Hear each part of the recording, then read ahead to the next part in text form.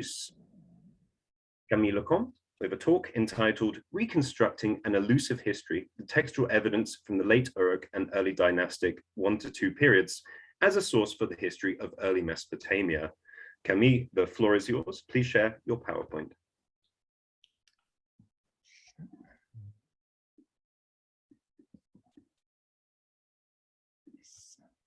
Yes, I did. Yes, that's great. So, may I start or? Yes. Yes, you may, please.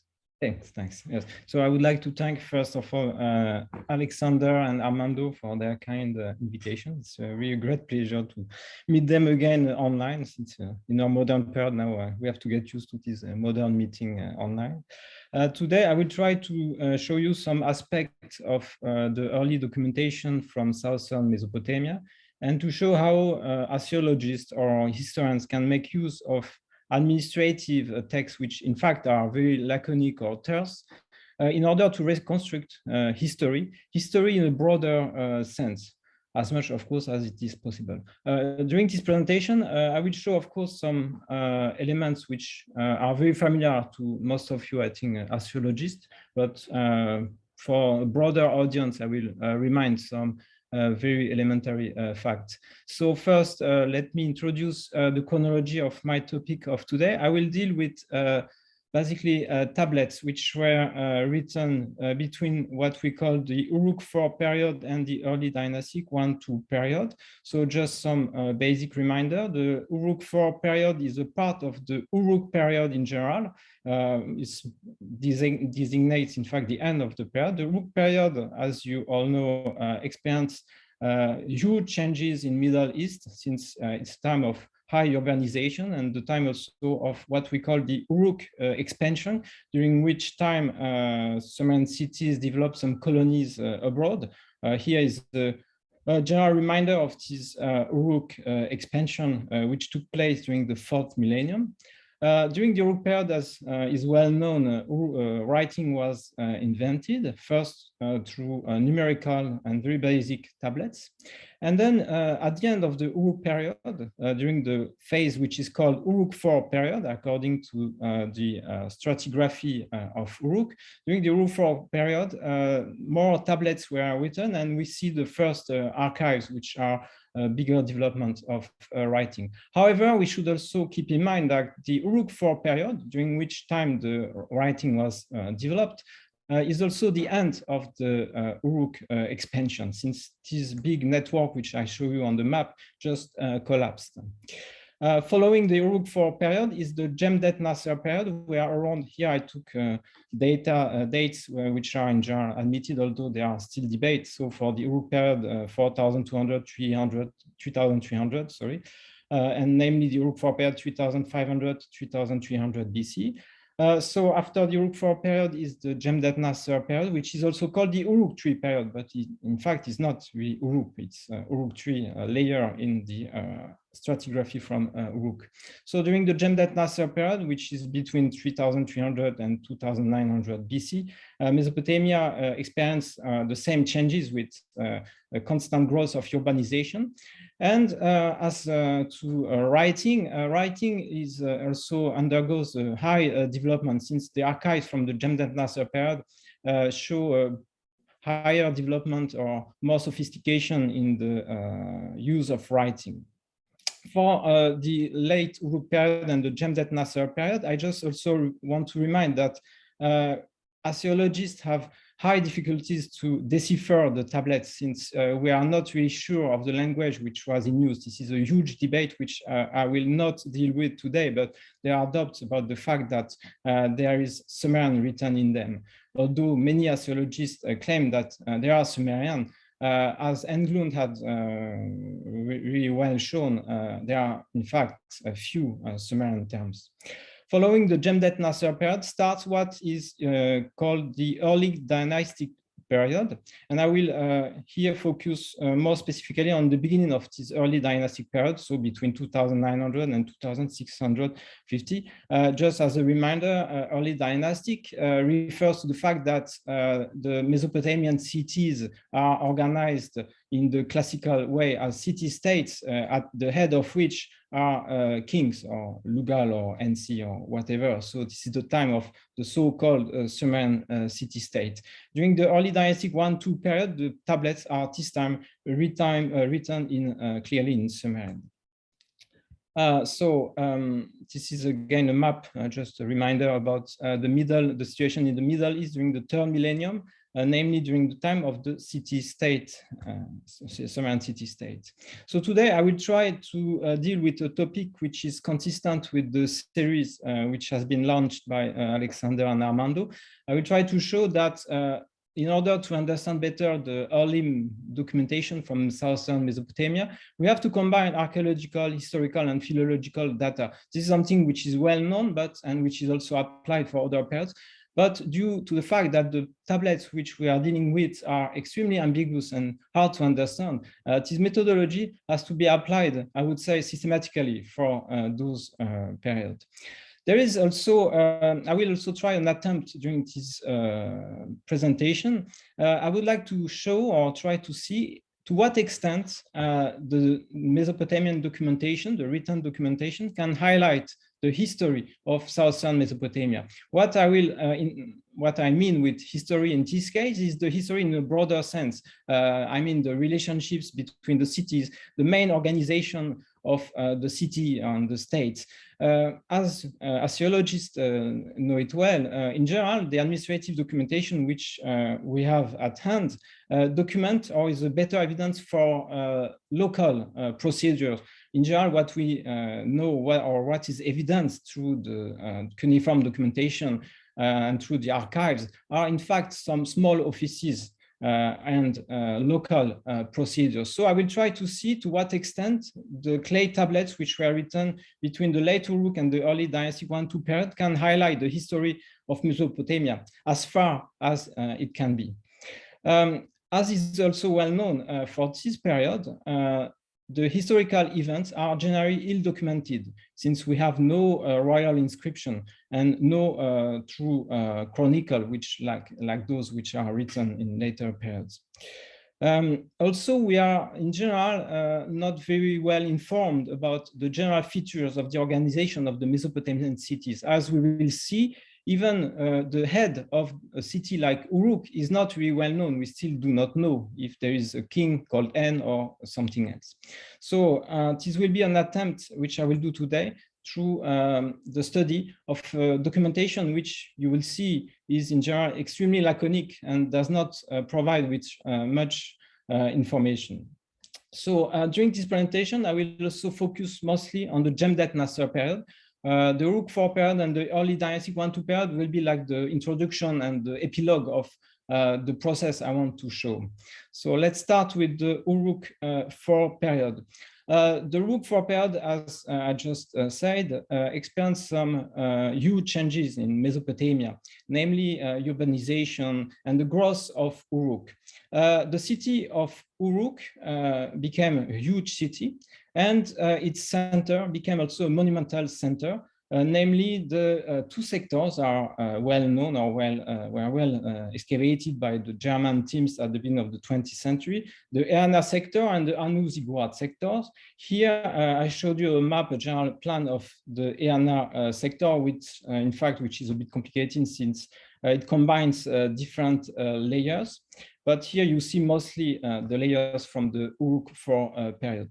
The Ayana at that time was a huge was a huge complex, which has not well been understood, but has been interpreted as a proto-palatial structure, although we still do not really know what was the use of those spaces. It has been argued that this proto-palatial structure or complex was also used for banqueting and for high reception or huge reception of elites from whole Mesopotamia or whole southern Babylonia. This architecture has also been highlighted by more or less recent works by Ricardo Eichmann, but I will not deal with it today. So in connection with this complex or these monumental architectures, are some tablets from the Uruk IV level in Uruk. These tablets, I will show it. Yes. These tablets, unfortunately, are not very useful, I think, to reconstruct a general, broad picture of the historical events in Mesopotamia. As I will try to show briefly, the Uruk IV documentation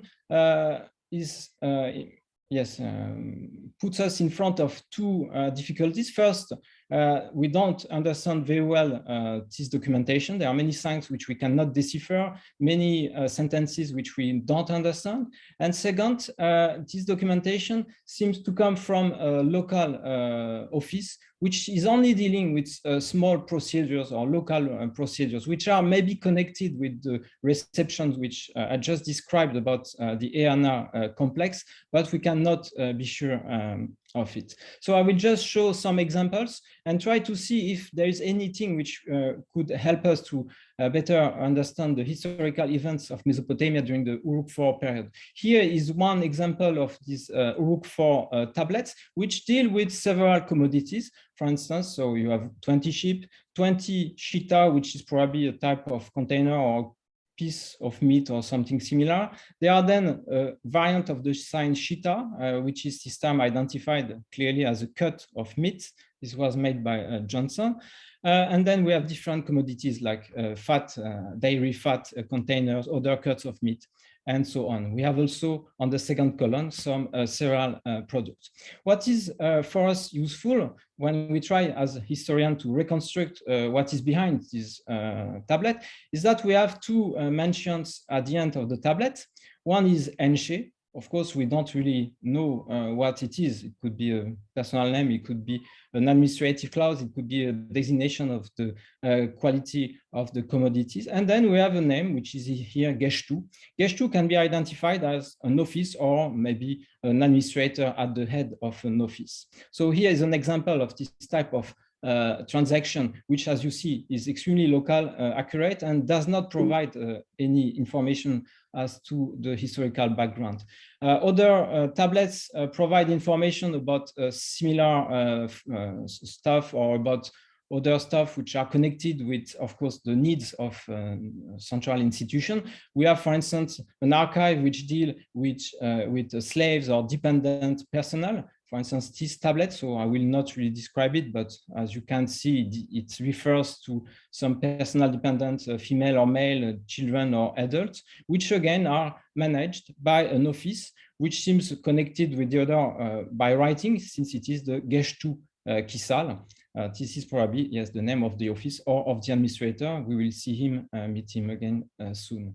Another example of these basic transactions is here another tablet which deal simply with sheep and goats. And here the only term which doesn't seem to refer directly to the goats and sheep is a clause which is utua, but frankly, I do not understand what it deals with. For the Uruk IV period, another type of source which can be important for us and which we will again study for the later periods are the lexical texts. Lexical texts are, as is well known, a school text which were probably invented in order for a beginner to learn how to write. We have several types of lexical text, but the lexical corpus from the Uruk IV period is still limited. It will broaden during the Jemdet Nasser period. One of the so-called forerunners of the lexical list from the Jemdet Nasser period is, for instance, the forerunner to the profession list, which is also called the Lutu list. Here is an example of this type of list.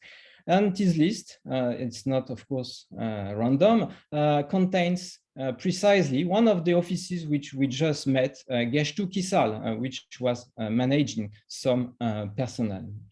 Another example is here a list which records some types of jars and vessels, which are, of course, extremely important for the management of goods. Yes. So, aside from this type of information, we can try to see if there are other type of data which can be useful for us. Unfortunately, in the Uruk IV period text, we do not meet any city name or very few city names, maybe one time Zabalam and one time maybe Ahama. So it's hard, in fact, to reconstruct any hypothetical tie between Uruk and other cities of that time. The only city name which seems to be clearly mentioned during the Uruk IV period is the city of Uruk itself, which of course is far from being surprising. But one more time, we are dealing here with internal procedures. So here, for instance, I took the example of a tablet, yes, this tablet, which deals again with sheep and goats, again, something basic. The only interesting information we got here is the mention as the main administrator of this transaction of a Gurujda Unug, which can be probably a type of animal fattener, and probably one animal fattener working in Uruk, or depending on a central institution in Uruk. Another interesting information could be given also in these small tablets, which is not extremely clear because it gives it contains some numerals which use what is called the N system, which we do not really understand, which is maybe used for weight measures. And the interesting data here is that it mentions again an administrator.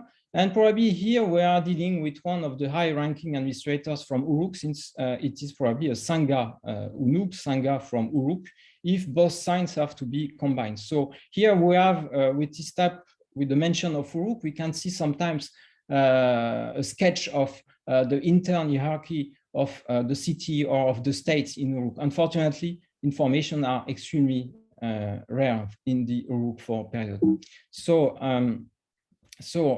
yes, unfortunately, we can hardly use the Uruk IV period to connect the archives with the architectural remains. We understand, archaeologists understand, of course, from the remaining of the Ayana sector that something is happening in Uruk, but as a philologist, it's hard to reconstruct the historical events or to see any connection between those huge monumental complex and what is happening outside from Uruk.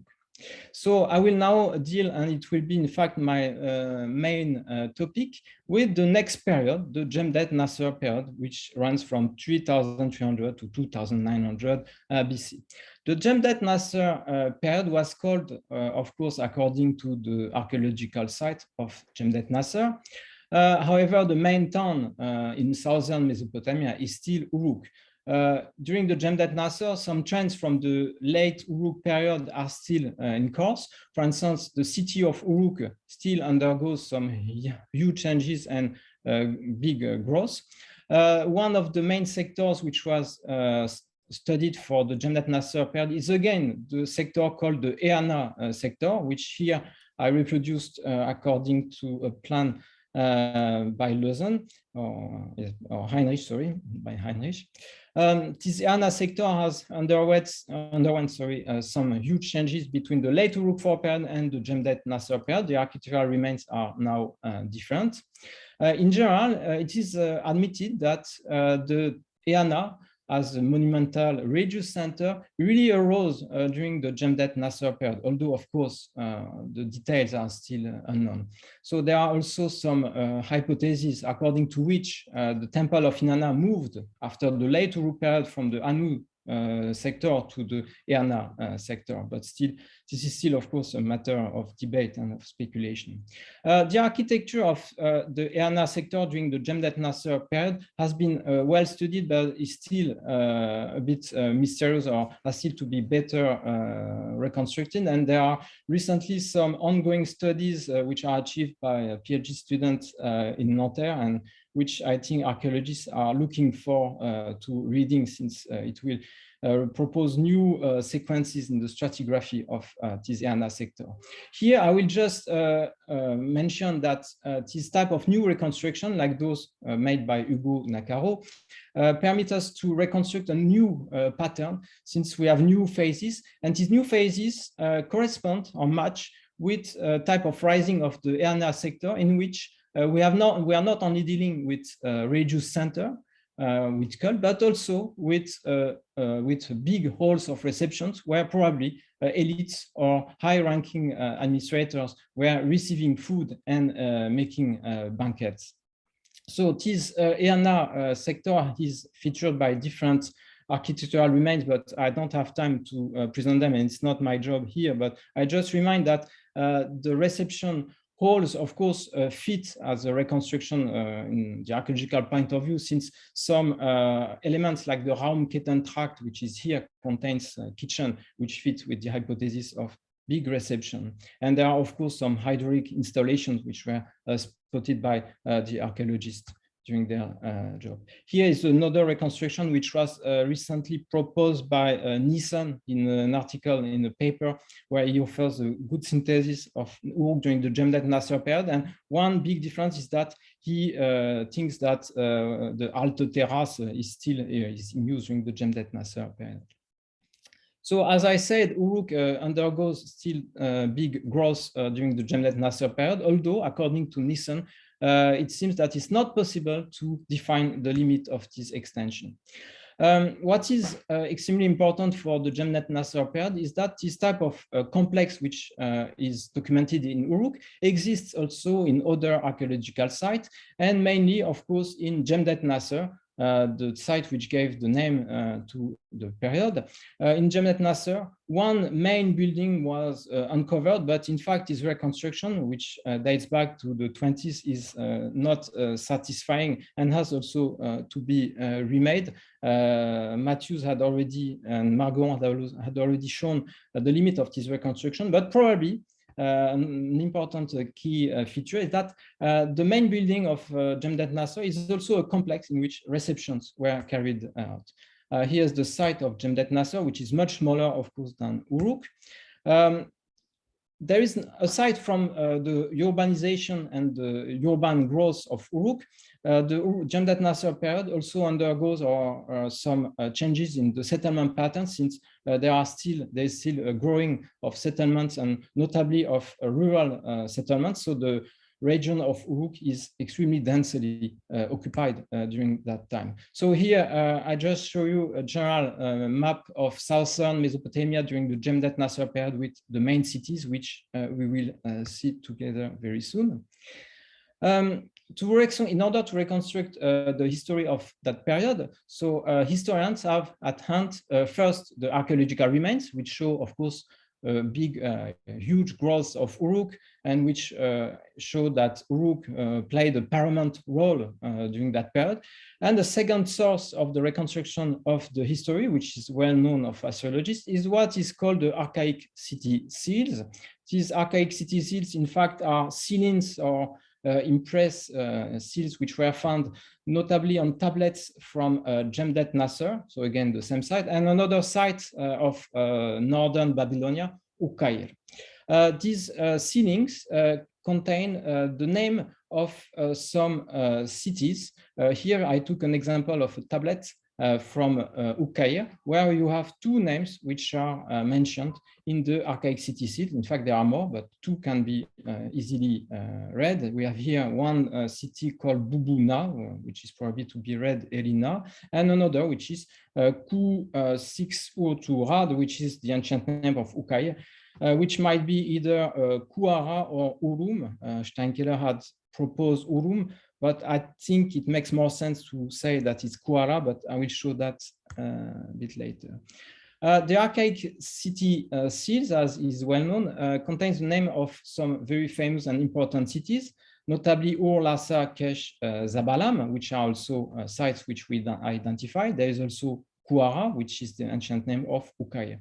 There are also some cities which we do not identify, or the identification of which is still debated. So there is, for instance, is Bubuna, Irina, whose localization is unknown. And there are some cities whose reading is also highly disputable. There is, for instance, Uruk and Nippur. So here you would have Nippur and here Uruk. I will not enter in details, but the reading of Uruk and Nippur was notably offered by Matthews, but Steinkeller has, I think, rightly challenged his reading, so we cannot be sure if these two names are Uruk and Nippur. Of course, this is a big impediment for the reconstruction of the history of ancient Mesopotamia during that time, since we are not even sure if two of the main cities of Mesopotamia are in the archaic city seals, which is supposed to be one important document for the reconstruction of the relationships between cities. And there are also many signs which we cannot identify with the city, or which we cannot read, maybe near and an edge. There is also there are also other signs, but this is just a detail. The city mentioned, the cities mentioned in the archaic city seals, which we can identify, are here on the map. They are all those with the small red circle. So Ukair here, Kesh, and we have Zabalam, Larsa, Ur, which are secured, or whose reading is secured, and other reading are not secured. Yes. I mentioned this archaic city seals since it is, of course, one of the main sources of the reconstruction of the history of southern Babylonia during the end of the 4th millennium.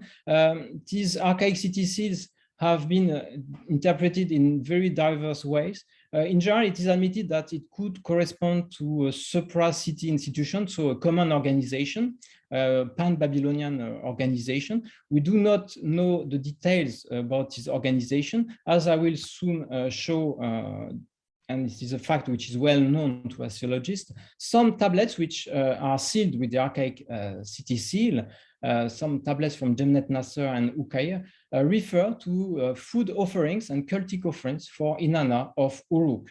And this could, of course, show that the archaic city seals fits with a pan-Babylonian organization, whose aim was to organize cultic activities for Inanna. Of course, the interpretation of these archaic city seals vary according to the writers and the authors. Some see in it possible military cooperation.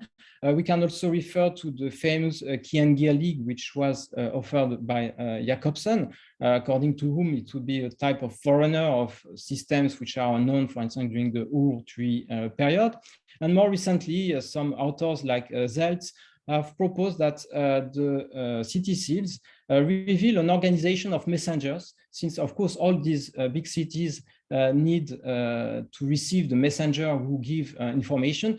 They need a type of common organization. This is a hypothesis offered recently by Zeltz. And Matthews and Richardson also have recently focused on the fact that these archaic city seals could correspond to an organization which organized, in fact, the cultic activities of Inanna, and mostly, in fact, the traveling of statues of Inanna from one city to the other, where the statue receives food offering.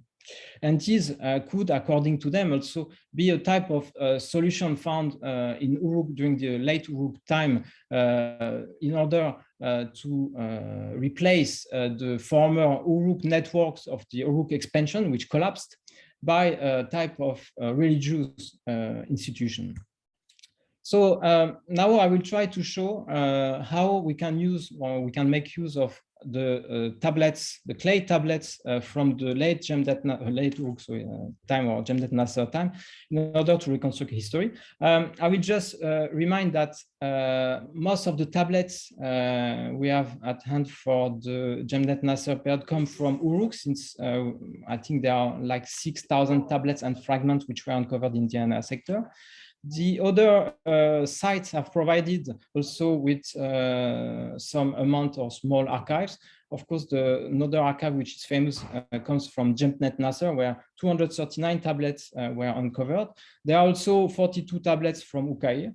And the other tablets which were found during legal diggings are in fact few, since, for instance, a site like Ur only yielded one tablet. More recently, some texts with unknown provenance have been published or are still in course of publication, and they represent an amount of maybe 1,000 tablets with, of course, new and exciting information, and they rank to maybe 1,000 tablets. A second type of source which we have is the lexical text. This is, of course, a continuation with the tradition from the Uruk IV period. So we are still dealing with the same school text, which are divided according to the topic they deal with, since we have a list of profession, list of geographical names, and so. And the third source, which I will not use here because there are few and too few, and maybe in fact have to be dated to the very beginning of the early Dynastic 1-2 period, are the so-called Kuduru. which in fact are basically archaic sales contract like the one which is here. So first of all, I will come back to the archaic city seals and remind some very well-known facts. As I said, there are tablets which have the seal of the archaic city seal, and which all come, of course, all coming from Jemdet Nasser and Ukiah, and which mention some food offerings for Inanna. So here is one example where you have the list of the commodities. 1 fig, 4 apples, and so on. As you can also see, these are extremely low numbers, and we are not dealing with big offerings. And then is mentioned here, yes, Niru. Yes, here is mentioned Niru. The meaning of Niru is still a matter of debate. In general, it is assimilated or identified with Jemdet Nasser. It is interpreted as the name of Jemdet Nasser, although Salvatore Monaco thought that it should be a type of administrative expression. And then Niru should mention, in fact, here the origin of these offerings. And then, of course, the beneficiary of the offerings is Inanna of Uruk. And here we are dealing with the triple Inanna of Uruk, or maybe a third delivery, but more probably with the so-called triple divinity of Inanna, since Inanna has probably 3 types of characters in Uruk, one Inanna of the morning, one in the day, one in the evening. And so this tablet contains the archaic city seals, on which we can read the name of 2 cities, Zabalam and Kuara. So here was one example. Another example is a tablet from Ukiah, which is extremely close to the one from Jemdet Nasser, and which proves that there is a standardization in the offerings which were given to Inanna. We have a list of commodities which contains, again, fig and apple in small quantities, and the formulary is extremely similar, since we have, again, the name of the city which gives the commodities, so Ku, Sis, U, 2A, which is probably Kuara, and again, the mention of a triple divinity, so triple character of Inanna in Uruk. So this was the tablet I just showed before with the names of Kuara and Bubuna as city seals, so on the impression of city seals.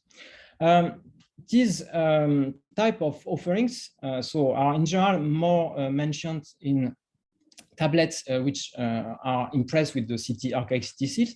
There are some tablets which give a very consistent information. For instance, this tablet, which does not contain any city seal or any seal, which was published in QSAS 153. This tablet is interesting because it mentioned some animals. It's a list, again, basic of goats and sheep, which whose destination seems to be Uruk.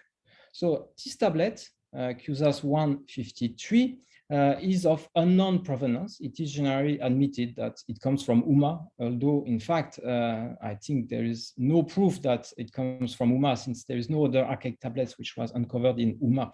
This is, of course, a big problem, but this archives, which was published in QSAS 153, as well as the tablets of unknown provenance, do not come from Uruk, but from another center, which might be very close to Uruk. So they give another point of view, of course, than the text from Uruk. So in these tablets, we might be dealing with some delivery of sheep and goats to the city of Uruk, maybe managed by Urtu and Shatra, if it is a personal name, but I'm not sure if it is a personal name.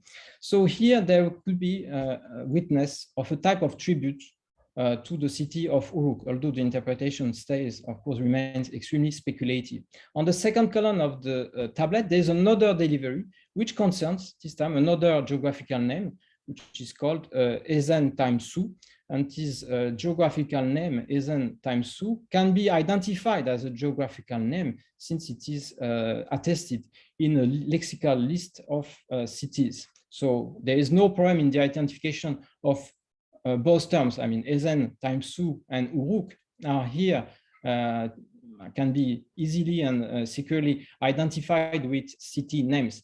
Since there is, of course, we are always dealing for the Uruk period or for the Jemdet Nasser period, we are always dealing with extremely high uncertainties in the identification of signs. The signs for Unuk can refer to something else than Uruk itself. But here, since we have two geographical names, we are most probably dealing with a type of delivery which might be tribute, which could be consistent with the offerings made to Inanna of Uruk. Of course, this remains speculative. It could also just be a transfer of sheep and goats. So, but I think this type of documentation can give some complement information.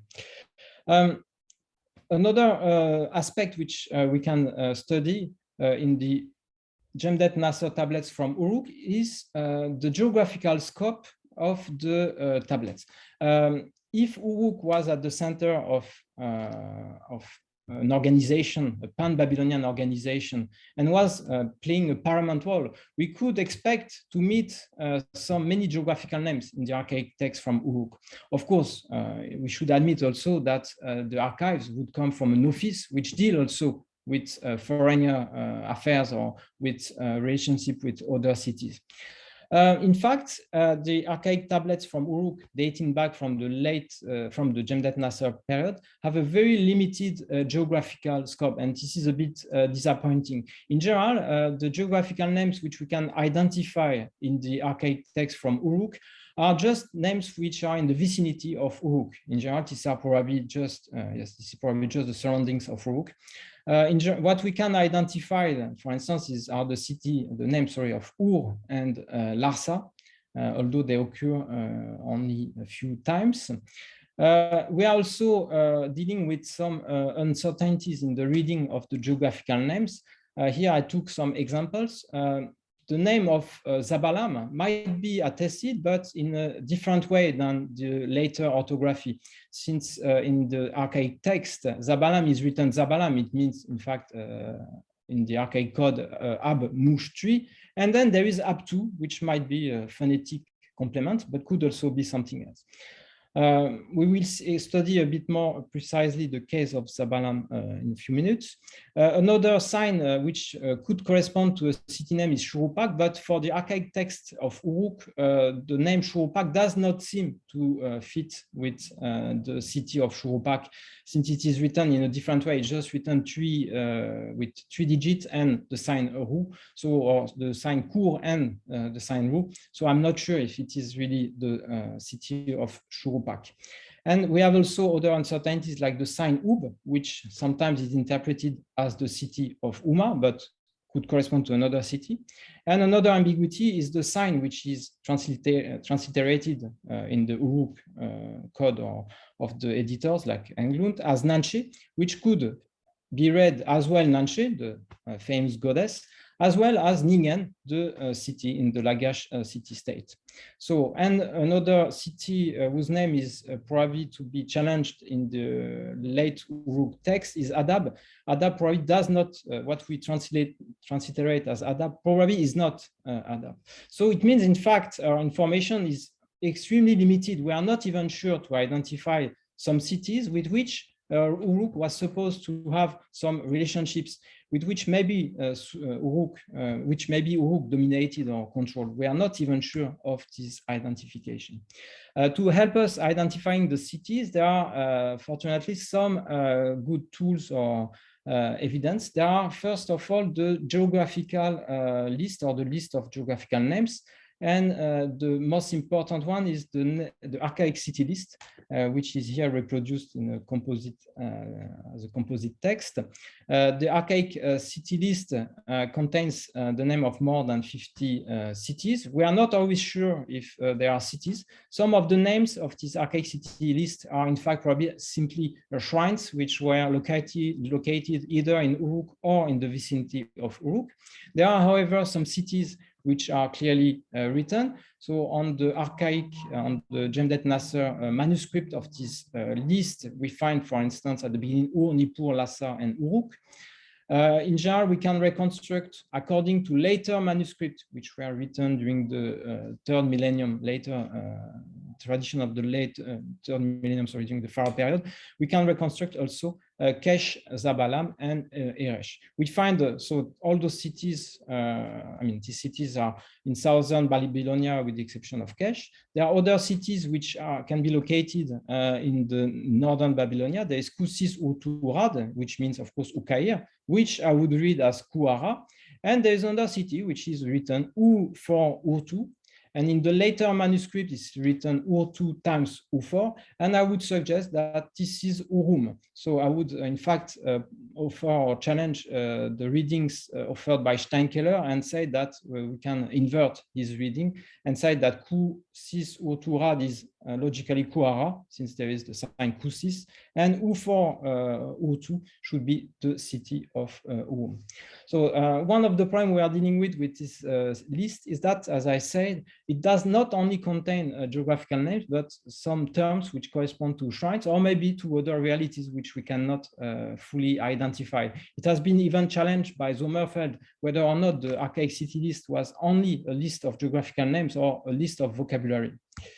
So if we try to understand this archaic list and to study it as a source for the geography or ancient geography of Uruk and of southern Mesopotamia, and namely especially for the reconstruction of settlement patterns, we find, of course, and it's not surprising, that most of the names which are contained in the archaic city list are probably names of cities or villages or shrines which are in the vicinity of Uruk. Here I have tried to offer in the table a localization, of course, which is extremely speculative, but I've tried to propose a distribution, a geographical distribution of the geographical names of the archaic city list. So I've divided between the surroundings of Uruk, Lagash, and then Nippur and northern Babylonia, and most of the names should be located in Uruk, which should fit, of course, with the geographical patterns of settlements of southern Babylonia. The archaic city list contains many names. Some of them, as I said, can be identified. I put all of them here in red dots, so I don't have time to show all of them. They are mostly located, those which we can identify are mostly located, of course, in Babylonia, with the exception of Susa, of course, in Elam. Which is the only foreigner city mentioned in the archaic city list. The archaic city list is also richer than the archaic city seeds, since it contains and mentions also a part of geographical part or regions which are not or which are ignored by the archaic city seeds, namely Girsu and Nigin, so what is the later Lagash state. There are other geographical lists which should also be investigated. I could only study the archaic city list, but we know some other geographical lists which I will not deal with, but I just show them. One of them is extremely interesting for the settlement patterns of Jemdet Nasser. This is this tablet, which comes from Jemdet Nasser and has no other manuscript and seems to be geographical list, which is genuine to Jemdet Nasser. And there is also a huge list, which is like a behemoth. This is this list, which is now located in its Cohen collection, which contains a lot of geographical names, which can be also helpful to reconstruct the geographical history of southern Babylonia, and should also be investigated. In order to understand better the historical, the political evolution of southern Babylonia during the Jemdet Nasser period, I would like to show two types of studies or two methodologies, which I have tried to apply to the clay tablets. First of all, in order to better understand how the city-states or the so-called city-state arose already during the Jemdet Nasser period, I have tried to identify the social hierarchy of the different cities of southern Babylonia, or also northern Babylonia.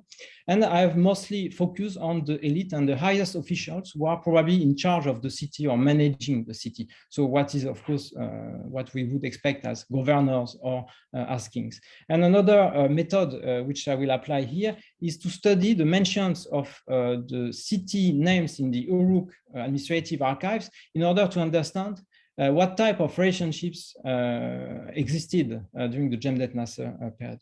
So first of all, I will present a complex table. In this table, I've tried to gather the occurrence of administrative titles which are directly associated with the name of city. So for instance, if we study Kusis Ur Turad, which is so Kuara, we find a few occurrences where there is an N of Kuara, or at least N, the sign N and Kuara are associated. We find also Enme and Me.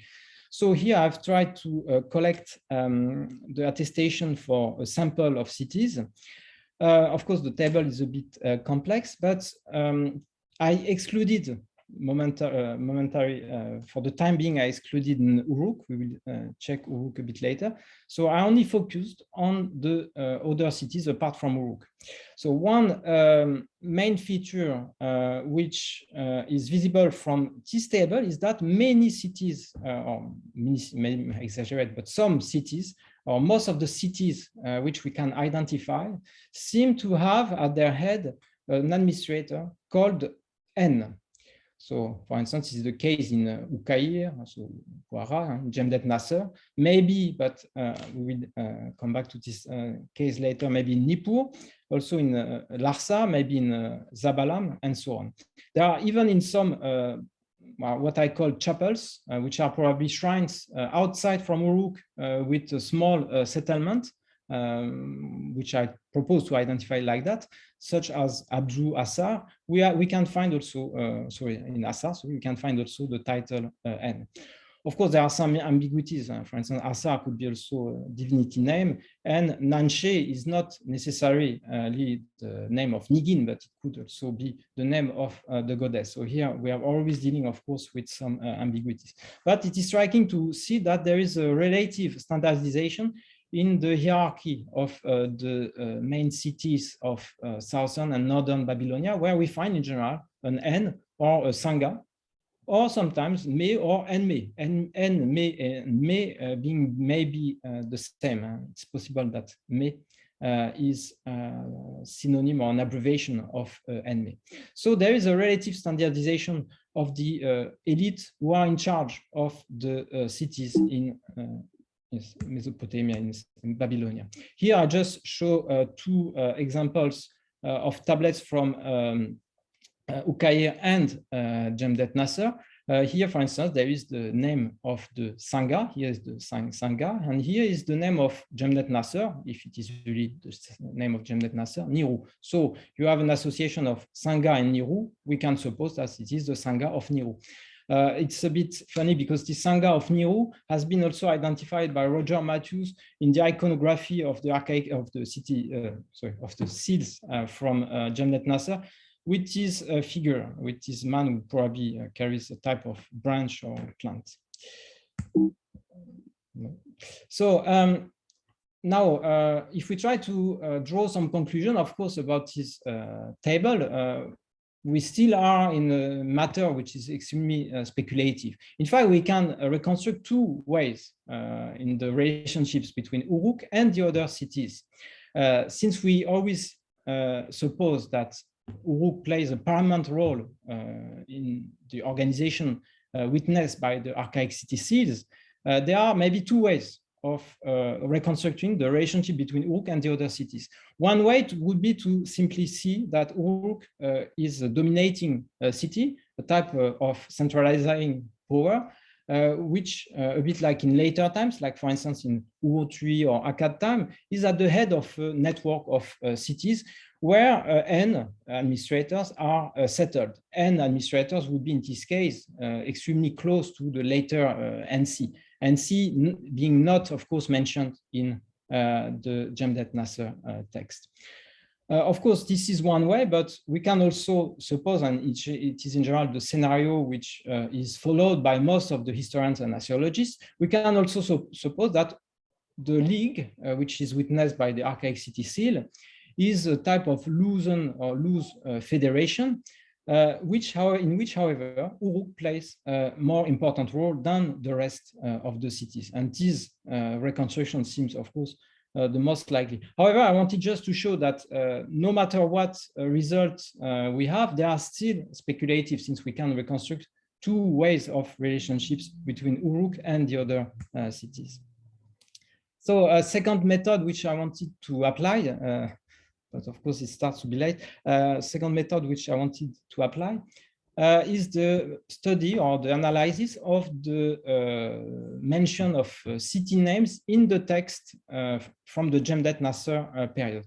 As I said previously, a few names can be securely identified, so the geographical scope which we can reconstruct is extremely limited. However, we can find or pinpoint some city names in the documentation, the written documentation from the Jemdet Nasser period.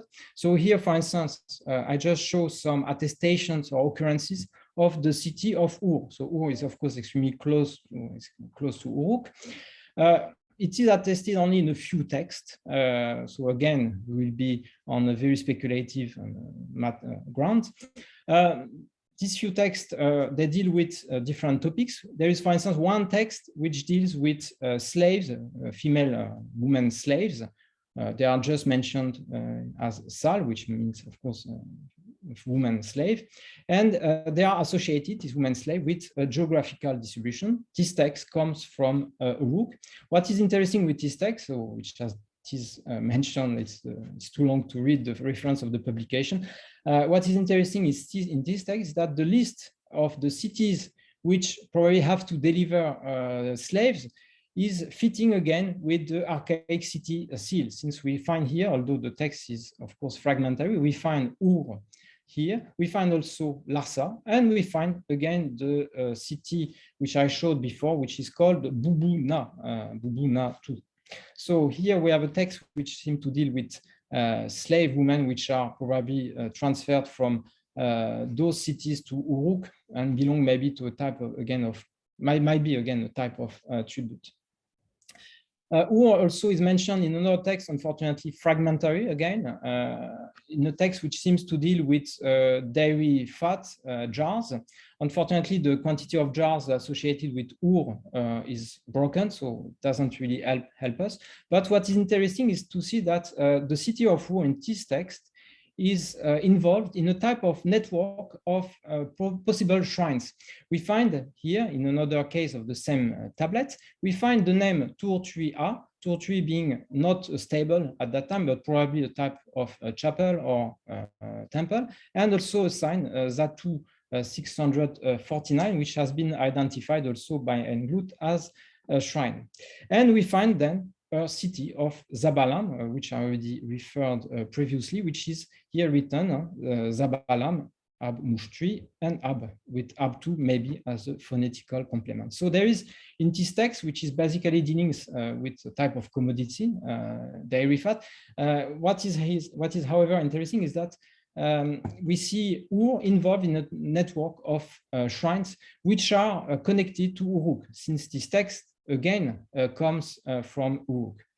Another confirmation of this connection between Ur and Uruk in a religious way is also confirmed by another text. Here I just give the extract, which seems to refer to beer or again to commodities, in which we find as Kash, Uri 5 and Mushtri, and in which maybe the city of Ur is connected with the delivery of beer for Inanna or for festivity of Inanna.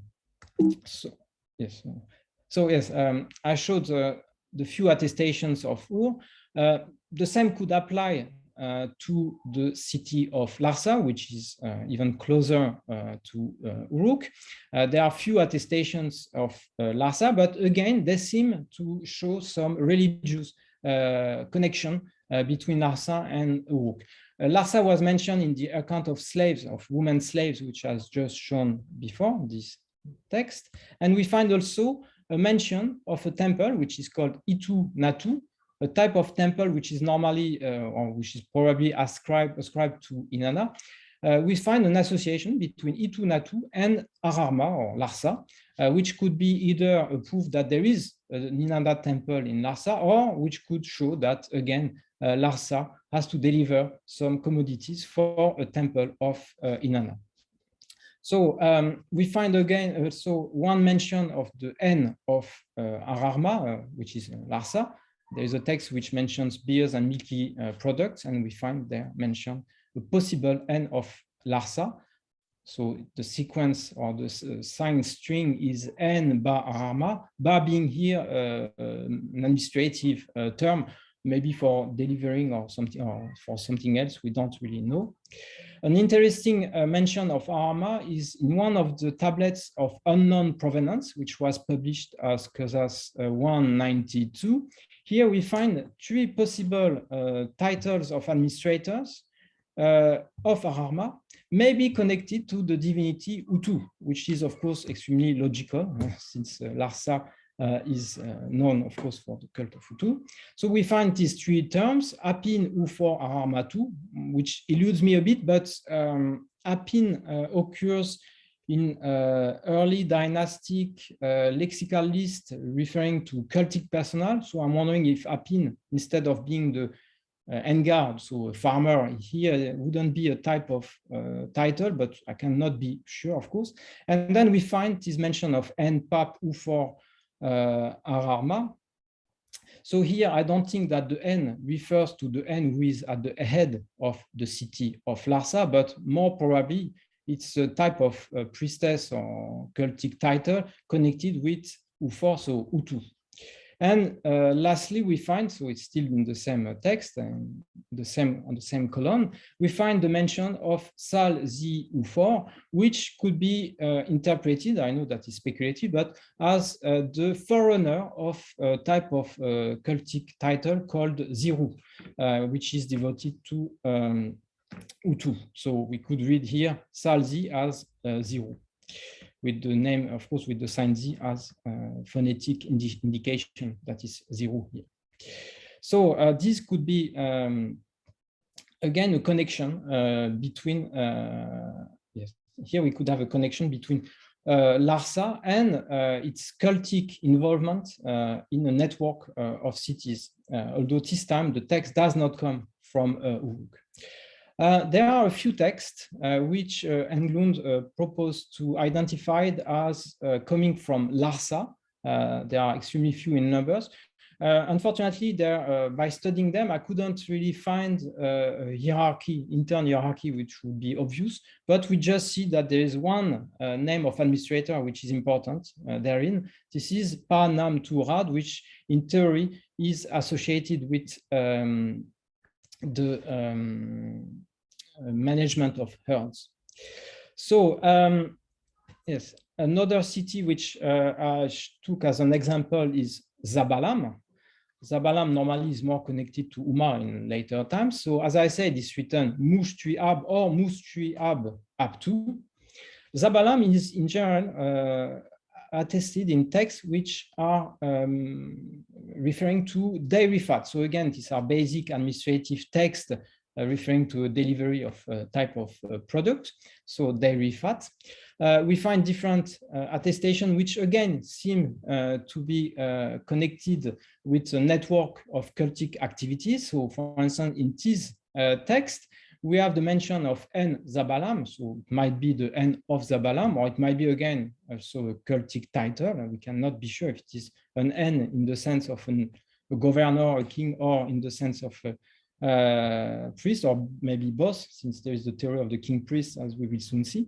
This text involves other officials which are not from Zabalam, Sanga and Sanga Gal, which receive this time cuts of meat. And at the end, we have the mention of something which could be, again, connected with the cultic activity. We have the mention of Itunun Mushtui in Guset.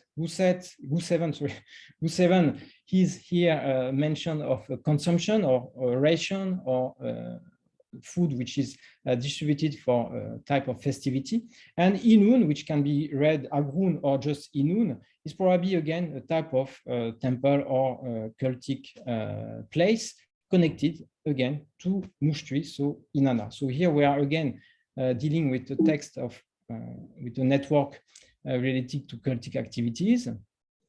So Zabalam, as I said, is in general attested in text related with dairy fat. So I will not go too much in details because time passes fast.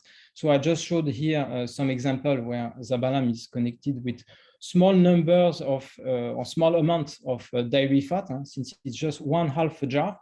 1/2 a jar is the sign Kutri, which means, in fact, maybe according to the reconstruction by Englund, Damerov, and Friberg, which means probably 4 liters. Yes, so Zabalam, as we have seen, is mentioned in standardized text related with dairy fat and in a network of reduced activities. I wanted to highlight again an example which is extremely ambiguous. This is the city of Nippur. The city of Nippur, in fact, cannot securely be identified. As you all know, Nippur is written N-Kid during the late Uruk and Jemdet Nasser period. Of course, the problem is that N-Kid could also be read as Enlil, so as the divinity itself. Englund has proposed in an article that N-Kid, when it's mentioned like that in connection, especially with some administrative titles, would in fact fit or would have to be identified with the city of Nippur, which, however, is not sure. The text I show here is a text which comes from Jemdet Nasser. Of course, it would make a big deal of sense that there are connections between Jemdet Nasser, which is mentioned here as Nippur, and the city of Nippur. So in this text, we could be dealing with a tablet or type of administrative transaction which refer to some transaction between Niru, Jemdet Nasser, and Nippur. But of course, this remains speculative. So in some cases, the name or the sign string N-Kid is associated with an administrative title. Here, so for instance, I took the text where it is mentioned with N. So again, we could be dealing with the N of Nippur, so with the governor or whatever of Nippur.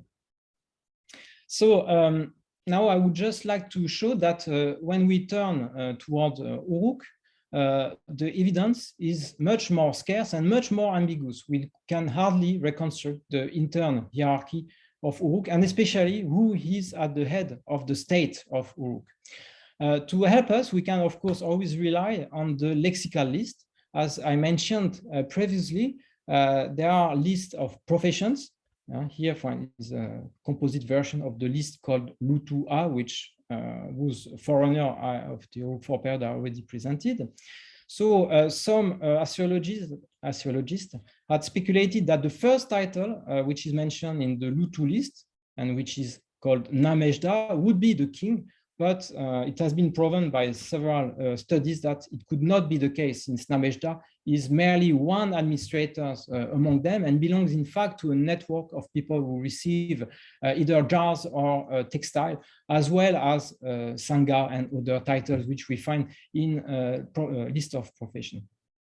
So Namejda is not the king. So in general, we archaeologists and archaeologists presuppose that, or suppose that at the head of the state is an N who would fit with the king priest, the archaic king priest, who is well known, of course, in the iconography from the Jemdet Nasser and late Uruk period. The problem is that I could hardly find an association in the Uruk tablet between N, so the sign which we would expect being the king priest, and Unug. And in some cases, when they are connected, it's not referring to a king or to an N, but to a personal name. For instance, we find a name which is N Unug Du 10. There is also a sign string which is N Nun Unug, and where the N is not the N of Unug, but this is maybe probably again a personal name. So we could also the hierarchy of Uruk, unfortunately, is, and it's a bit a paradox, is not as clear as the hierarchy of the other side. So I will try to be now a bit faster. About the importance of Uruk, there is a text which is also often mentioned. This is a list called, or a text called Ad Gifor, which can be considered either as a list or literary text, or as a type of almost juridical text referring to the creation of an institutional domain. What is important is that this text, so I will be extremely brief, I won't present it, this text might refer to a character, a well-known character, which is Enmerkara. So I will come back to Enmerkara in 1 minute.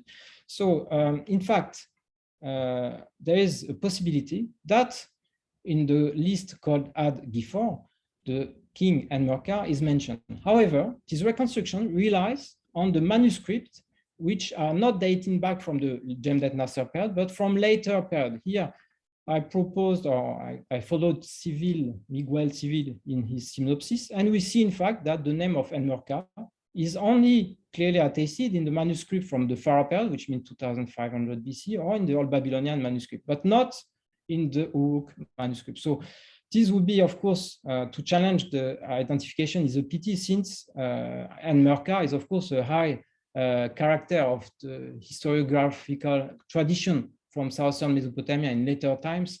There are traditions of collecting the names of kings. This is, for instance, the very famous Sumerian King List, in which we find the first dynasty of Uruk, which is, of course, here legendary, in which is mentioned Enmerkara. So, yes, that I will skip. So I will just make a brief conclusion. With the early dynastic 1-2 period, which deserves, of course, to be studied in more systematic way.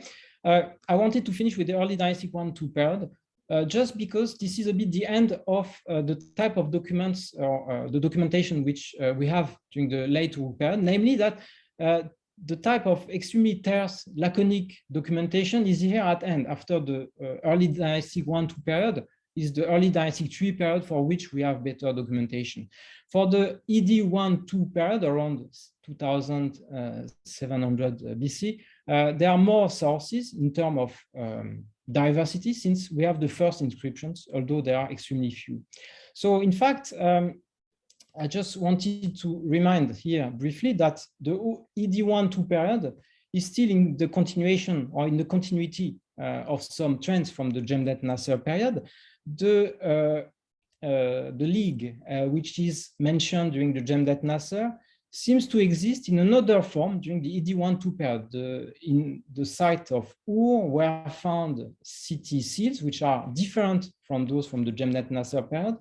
This time we can identify better the cities because the Sumerian script are here easier to identify. So we are again dealing here with a type of probably institution, but I will not enter in detail.